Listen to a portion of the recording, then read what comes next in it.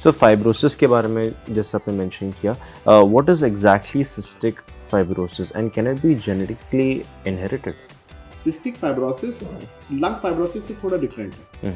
Cystic fibrosis में क्या होता है कि हमारा जो म्यूकोसिलरी क्लियरेंस है वो गड़बड़ हो जाता है। मतलब हमारा, मैं सिंपल बताऊंगा आपको, हमारे सांस की नली में छोटे छोटे बाल होते हैं, महीन बाल होते हैं, जो कि आंखों से माइक्रोस्कोपिक होते हैं, दिखाई भी नहीं देते। उनका काम होता है कि वो अपवर्ड स्ट्रोक से सब बलगम को या जर्म्स को बाहर भेज रहे होते हैं। तो एक तो उसमें डिस्टर्बेंस आता है, और उसमें क्या होता है कि सिस्टिक फाइब्रोसिस में खास तौर से कि बलगम को निकलने की प्रोसेस में प्रॉब्लम आ जाती है, और ये जेनेटिकली ड्रिवन होता है। CFTR जीन होता है, जिसके लिए बेसिकली, जिसमें हम लोग ये देखते हैं कि ये जीन में म्यूटेशन आया, जिसकी वजह से बलगम क्लियरेंस करने की क्षमता बॉडी की कम हो गई और बलगम जमने इकट्ठा होने लग जाता है। फिर उसमें इन्फेक्शन होता है। फिर वहाँ पे बेसिकली ब्रोंकिएक्टेसिस एक चीज़ होती है कि सांस की नलियाँ, जो कि कैलिबर इतना होना चाहिए, वो इतना बड़े बड़े सांस की नलियाँ हो जाते हैं, तो उसकी क्लियरिंग मैकेनिज्म और कम हो जाता है बेसिकली।